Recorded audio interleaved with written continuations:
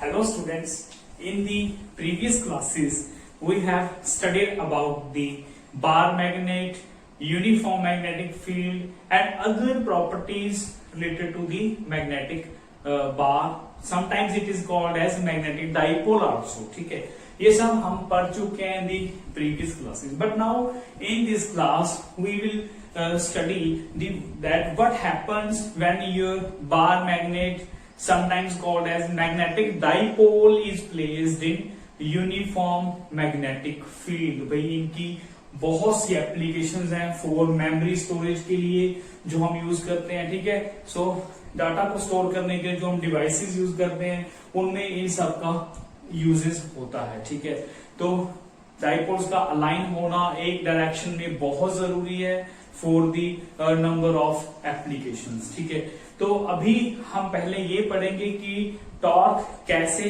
Produce होता है जब हम किसी बार मैग्नेट को यूनिफॉर्म मैग्नेटिक फील्ड के अंदर प्लेस करते हैं. ठीक है, so as shown in the diagram, this is your uniform magnetic field represented, this is your magnetic strength B. Clear? So this is your applied uniform magnetic field. And what is uniform magnetic field? हम पहले पढ़ चुके हैं, but in simple way जिसकी हर point पे magnitude direction दोनों क्या रहे आपके सेम रहे, that is your uniform magnetic field. And this is just representation of uniform magnetic field. ठीक है, arrows of equal length in equal directions and equally spaced, ठीक है, are representation of your uniform magnetic field. ये हम सब पहले कर चुके हैं. ठीक है, सो इनकी लेंथ भी सेम होगी हर पॉइंट पे. अब कहीं भी इस एरोस के बीच में कहीं भी देख लो, इस बी मैग्नेटिक फील्ड की जो वैल्यू होगी that will remains same. Clear? So this is your uniform magnetic field. Now what happens when your this bar magnet is placed in uniform magnetic field. अब देखिए हम बार मैग्नेट को इस magnetic field के अंदर रखने जा रहे हैं. रखते ही क्या होगा धीरे धीरे बात करते हैं. ठीक है, तो चलिए, so let us place a bar magnet से ए बी. नेम क्या दिया इसको, ए बी, ए बार मैग्नेट. ठीक है, हैविंग लेंथ कितनी है 12, having length 12 is placed in uniform magnetic field. अब बार मैग्नेट के टू पोल्स होते हैं, that is south pole and this is your से नॉर्थ पोल. ठीक है भाई, इनका ये आर्टिकल हम थोड़ा सा पहले कर चुके हैं इन योर इलेक्ट्रोस्टैटिक्स, जहां पढ़ा था हमने electric dipole in uniform magnetic field. Same uniform electric field ये सेम ही है, magnetic dipole in uniform magnetic field. So जिन बच्चों को पहले बार टॉपिक आता है ऑलरेडी, उनके लिए कुछ नहीं है, बहुत आसान टॉपिक है. ठीक है, बहुत इजी है और सिमिलर वे है. Negative charge means south pole, positive charge means your north pole. ठीक है, two equal and opposite charges separated by some distance is your electric dipole. ठीक है, two equal and opposite pole strength. ठीक है, pole strength को हम represent करते हैं एम से. ठीक है, small M your pole strength. ठीक है, साउथ पोल की नॉर्थ पोल की पोल स्ट्रेंथ कितनी है, सेम दोनों की. ठीक है, so two equal m pole strength.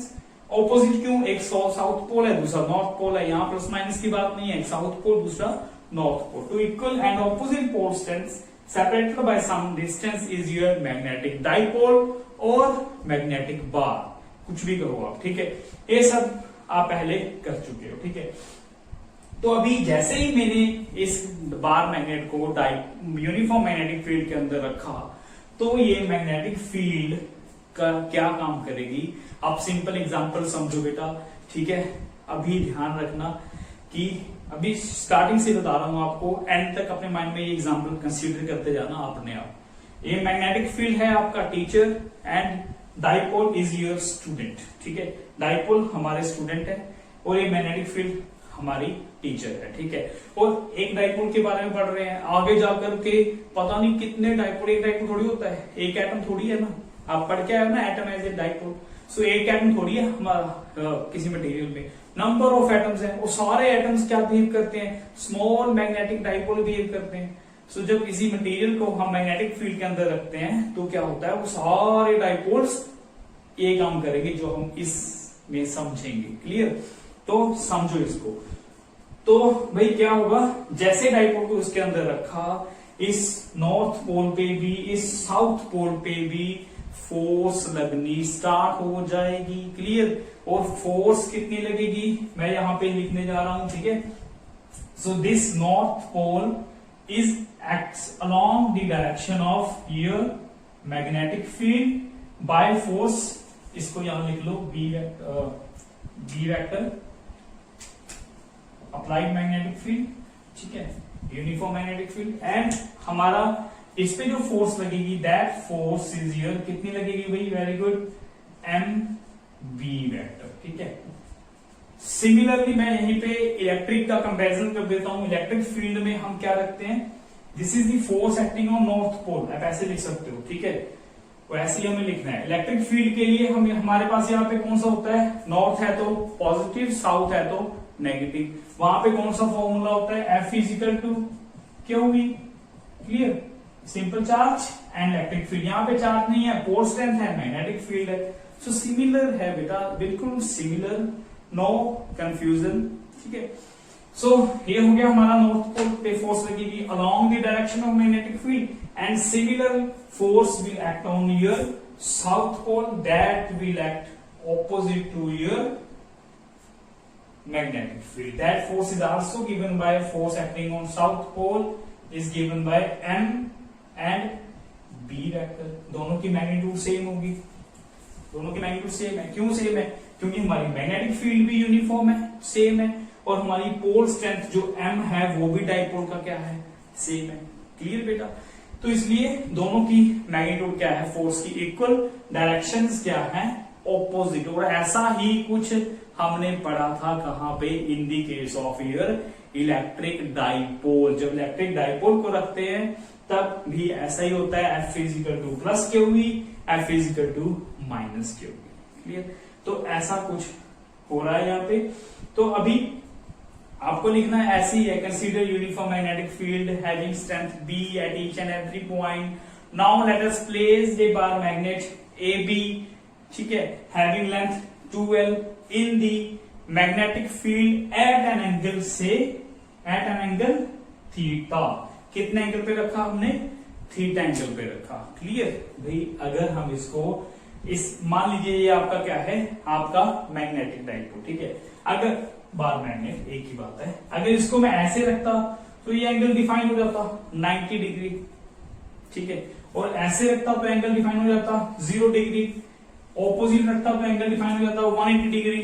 भाई हमें कभी भी फिजिक्स जब पढ़नी है ना, जब आप आर्टिकल को आर्टिकल क्यों कहते हैं, क्योंकि हम जनरल वेरिएबल्स में रिजल्ट को लेके आते हैं, ठीक है। तब बाद में जाकर के किसी पर्टिकुलर केस करना है तो वहां पे हम थीटा की वैल्यू पुट कर देंगे, हमारा पर्टिकुलर केस ड्राइव हो जाएगा। क्लियर? तो हमें थीटा जनरल एनी एंगल रख दिया, थीटा आई डोंट नो कितना एंगल है, ये मुझे नहीं पता। सो कुछ एंगल है, और एंगल किसके बीच में है, वेरी गुड, ये एंगल किसके बीच में है, सो दिस इज योर, ये किसकी डायरेक्शन होगी, वेरी गुड, बताओ, आपने इलेक्ट्रिक डाइपोल सारा पढ़ रखा है। So this is the direction of your magnetic dipole movement, ठीक है। So this is the direction of your magnetic dipole movement that acts from south to north, similar negative to positive in case of your electric dipole movement. So this is the case here, magnetic dipole movement m vector, इसको लिख लो आप m vector। Clear? ये angle theta भाई, तो ये भी angle क्या होगा, थीटा ही होगा, ठीक है, okay. So this m, capital M is your magnetic dipole movement, और यहां पे मैं मैग्नेटिक की प्रॉपर्टी लिख रहा हूं, दिस इज योर क्या है आपका मैग्नेटिक डाइपोल मूवमेंट। क्लियर? और इसकी जो वैल्यू है that is pole strength into length of the dipole, length in fact displacement of the dipole, क्योंकि ये वेक्टर क्वांटिटी है। इसकी डायरेक्शन है from south to north pole, south to north pole, ये आप ध्यान में रखिएगा, ठीक है। ये फिक्स डायरेक्शन है हमारे डाइपोल मूवमेंट की, जैसे इलेक्ट्रिक डाइपोल मूवमेंट की है, from negative to positive charge. Clear is the net force on the dipole. Dipole पे नेट फोर्स कौन सी लग रही है? अभी डायरेक्शन ऑपोजिट है, आप ध्यान रखिए। अगर इसको पॉजिटिव लोगे तो अंडरस्टूड है वो नेगेटिव होगी। So net force on the dipole कितनी होगी? North pole plus south pole, ठीक है। यहां पे क्या होगी? एमबी वेक्टर, ये अपने आप क्या हो जाएगा? Minus MB. क्यों हो जाएगा? If this is positive in relative to this force, if this is positive then this is obviously negative because directions are opposite। तो नेट फोर्स कितनी लगेगी आपकी? 0। तो ये छोटा सा क्वेश्चन क्रिएट होता है कि अगर एक बार मैग्नेट को आप यूनिफॉर्म मैग्नेटिक फील्ड के अंदर रखते हो तो वहां पे नेट फोर्स आपकी कितनी लगती है? ऑलवेज 0 लगती है। क्लियर? तो फिर होगा क्या? फिर क्या होगा ये? So these two equal and opposite forces produces torque. क्या प्रोड्यूस करेगा ये? टॉर्क प्रोड्यूस करेगा, जो हमें चाहिए इस क्लास से, ठीक है। So this two combination of two equal and opposite forces produces torque. Torque means ये मान लीजिए आपका बार मैग्नेट है, इसको ये वाली फोर्स इधर खींच रही है, ये वाली फोर्स इधर खींच रही है, दोनों की वैल्यू सेम है, तो किसी डायरेक्शन में मूवमेंट नहीं होगी, ना तो ये इधर जाएगा ना इधर जाएगा। क्लियर? क्योंकि दोनों की बैलेंस्ड फोर्सेज है ना, equal and opposite forces. But क्या होगा? ये फोर्सेज कैंसिल भी नहीं हो सकती एक दूसरे से। क्यों? क्योंकि डिफरेंट पॉइंट्स पे लग रही है, ठीक है। यहाँ पे न्यूटन थर्ड लॉ मत लगा देना कि सर ऑपोजिट एंड इक्वल है तो कैंसिल हो जाएंगी। भाई नेट फोर्स 0 लग रही है, ठीक है, ये कैंसिल नहीं हो रही। कैंसिल होती तब जब एक ही बॉडी के एक ही पॉइंट पे दोनों फोर्सेज एक्ट हो रही होती in different directions, in opposite directions, ठीक है। बट यहाँ पे क्या है? बॉडी एक है, उसके डिफरेंट पॉइंट्स पे फोर्सेज लग रही हैं। So these two forces will produce torque. क्या प्रोड्यूस करेंगी? ये मूवमेंट ऑफ कपल प्रोड्यूस करेंगी। Clear? Movement of couple will produce torque. और ये टॉर्क क्या करेगा? इस डाइपोल को इधर ऐसे, ये इधर ऐसे, ये उधर ऐसे खींचेगा तो ये रोटेट होना शुरू हो जाएगा और आपका टॉर्क प्रोड्यूस हो जाएगा। जो मैं बातें बोल रहा हूं ना वो बीच में लिखनी है आपको। These two equal and opposite forces produces torque और movement of couple and that torque is given by from the class +1 in magnitude form. Direction बाद में देंगे, ठीक है। फोर्स वेक्टर है, डिस्प्लेसमेंट वेक्टर है, ये वेक्टर है, तो टॉर्क भी वेक्टर होगा, बाद में बात करेंगे डायरेक्शन की। Torque is given bye either force multiply by perpendicular distance between the forces। Clear बेटा? ये हमने क्लास +1 में पढ़ा है फॉर्मूला। तो इधर फोर्स कोई भी ले लो, अभी मैग्नीट्यूड लेना है, वेक्टर नहीं लेना। This into perpendicular distance between the forces. भाई एक फोर्स ये रही, एक फोर्स ये रही, दोनों के बीच का परपेंडिकुलर डिस्टेंस क्या होगा? यहां पे आप क्या कर सकते हो? इसको परपेंडिकुलर यहां पे ड्रा करो, सॉलिड लाइन ड्रा कर लो। दिस इज दी परपेंडिकुलर, इसको पीछे एक्सटेंड कर लो। This is the perpendicular distance between the two forces. इसका नाम ए है, इसका नाम बी है, पॉइंट का नाम, इसका नाम आप सी ले लो। Clear?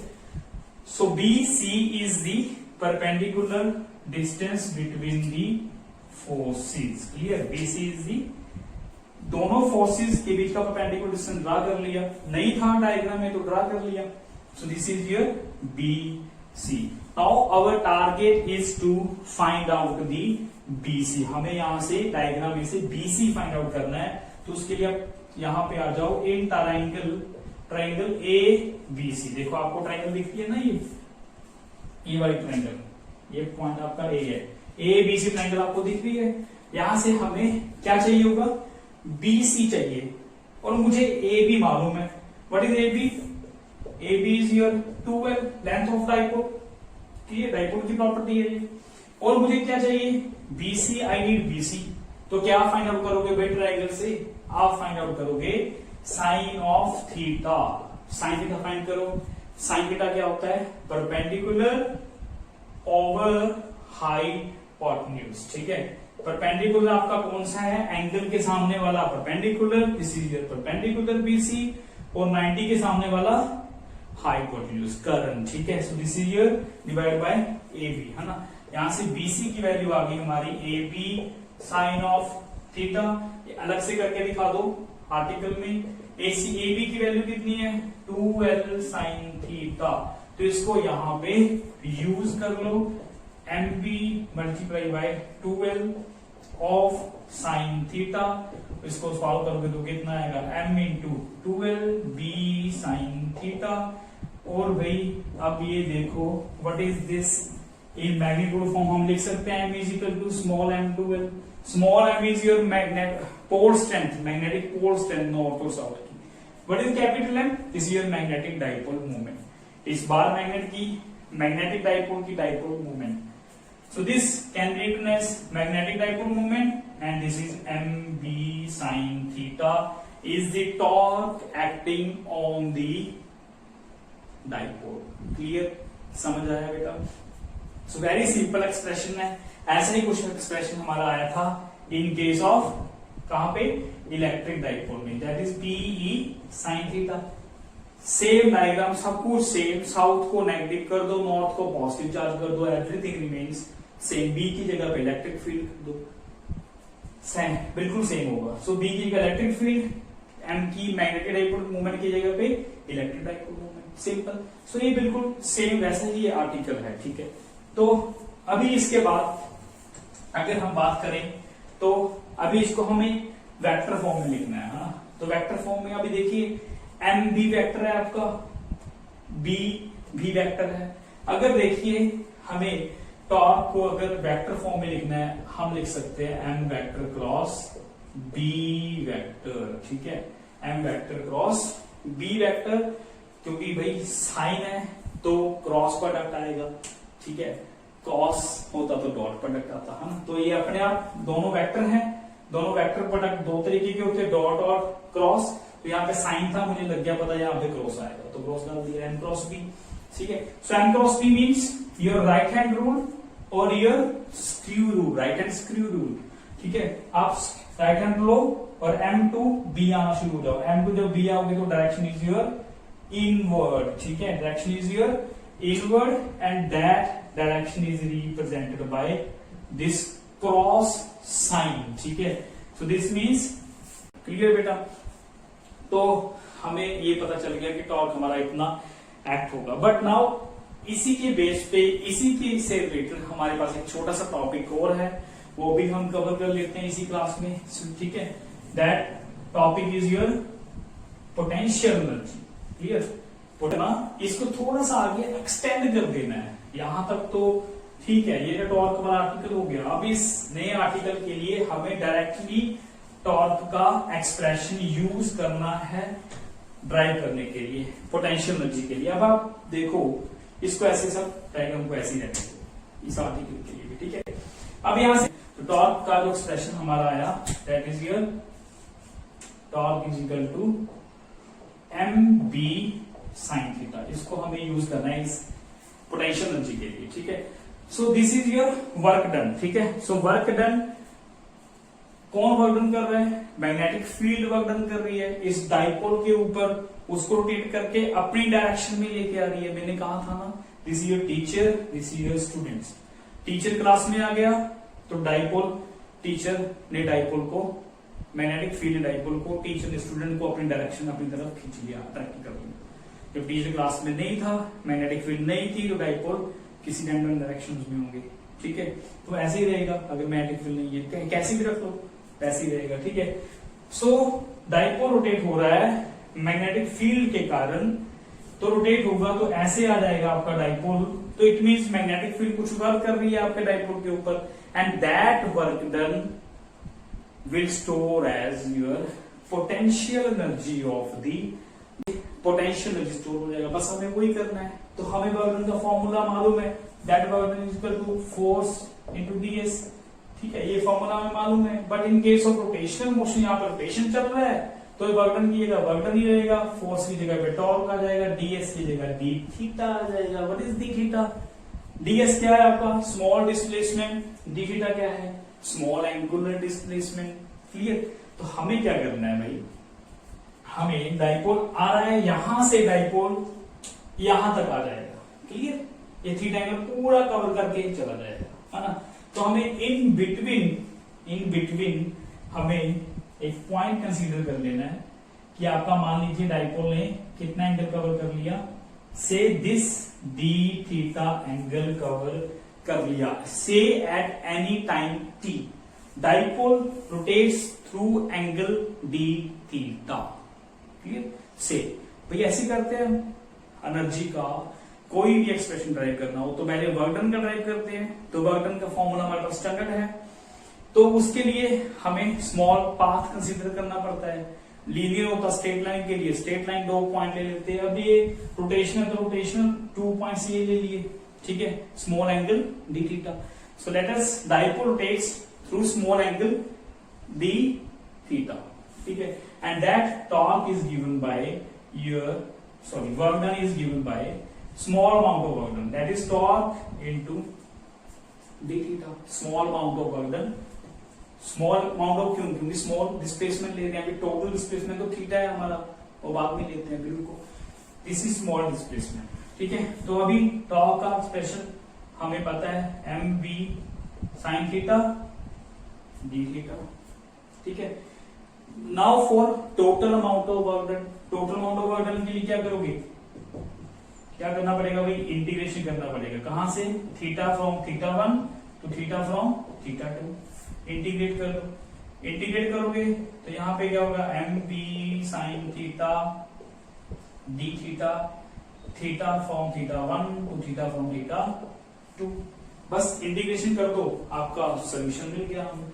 So this work done is equal to हमारा जो आया एम बी बाहर आ जाएगा, इंटीग्रेशन कर दो sine theta D theta, theta 1 to theta 2।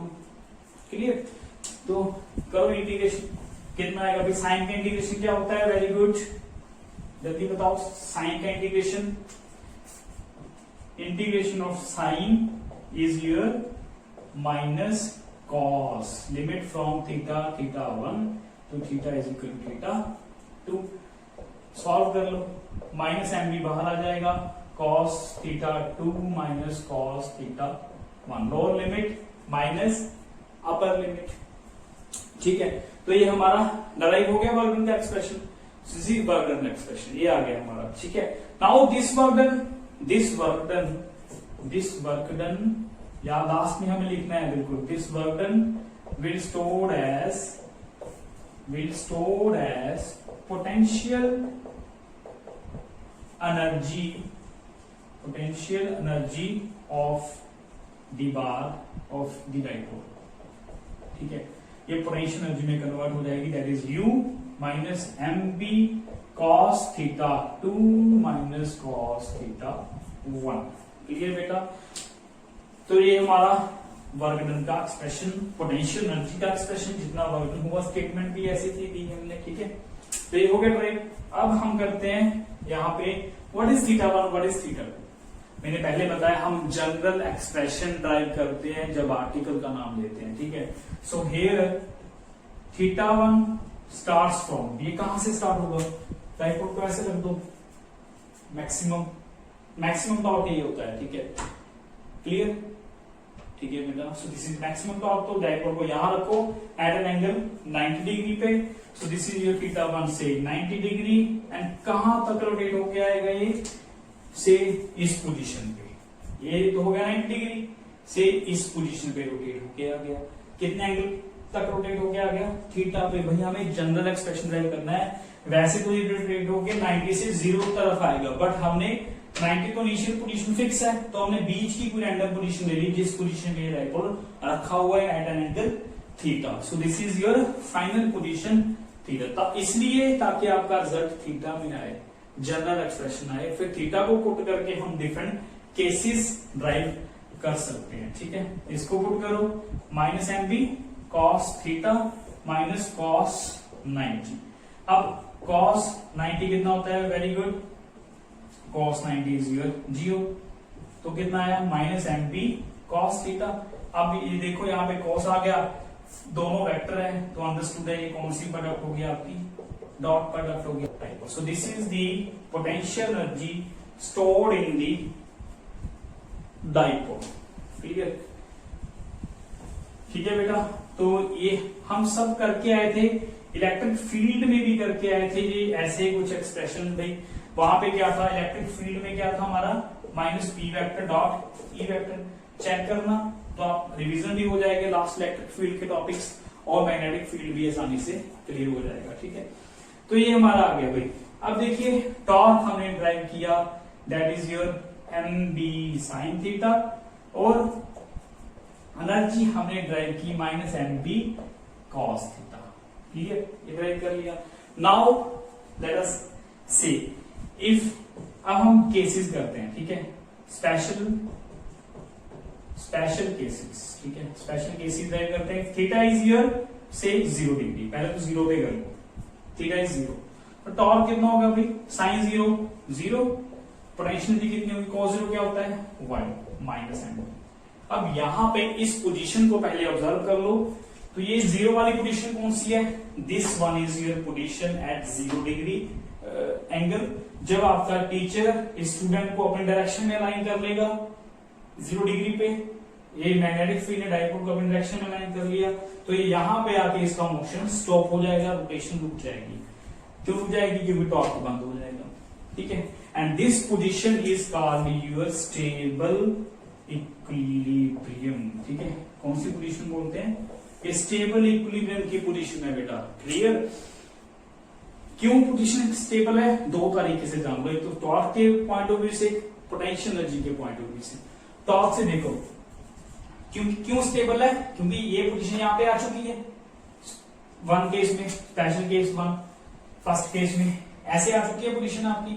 अब इस डाइपोल को अगर थोड़ा सा भी आप ऐसे मूव करोगे तो फिर ऐसे हो जाएगा, फिर ऐसे हो जाएगा, क्योंकि टीचर और डाइपोल मैग्नेटिक फील्ड की लाइन रखी हुई है। जैसे इसको थोड़ा सा भी डिस्टर्ब करोगे तो डाइपोल फिर से अपने डायरेक्शन में, क्योंकि यहाँ पे स्टेबल फील कर रहा है, स्टेबल फील कर रहा है, तो that is why it's this is your stable equilibrium. तो ये यही इसी पोजीशन में रहना चाहता है।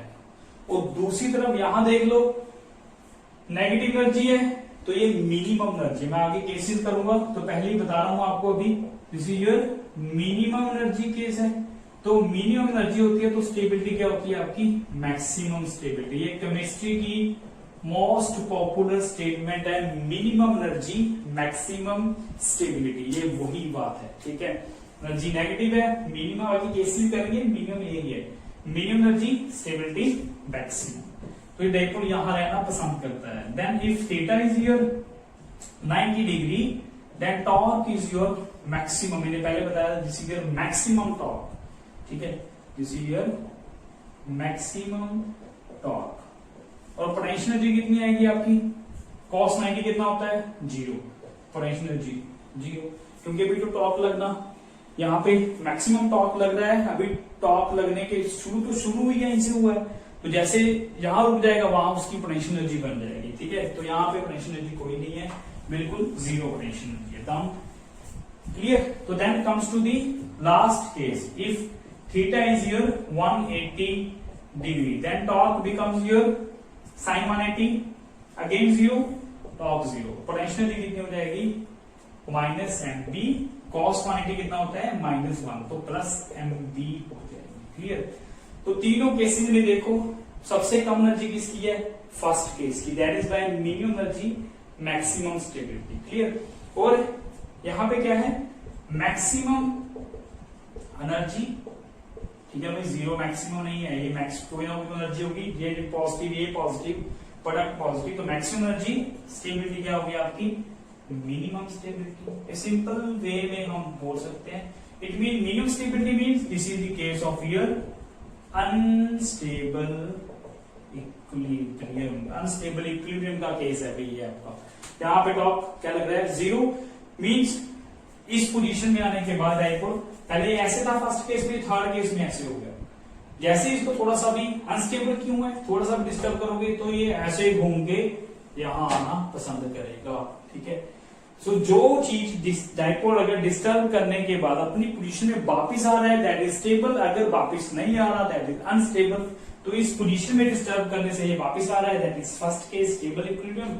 इस पोजीशन में डिस्टर्ब करने से ये वापस नहीं आ रहा है, जैसे इसको यहाँ पड़ा है 0 डॉट, थोड़ा डिस्टर्ब कर दिया तो ये ऐसे घूम के यहाँ आ जाएगा। सो this is your unstable equilibrium और एनर्जी से भी हमें क्लियर हो रहा है। ठीक है, तो लास्ट में ये रहे आपके कुछ questions related to your class.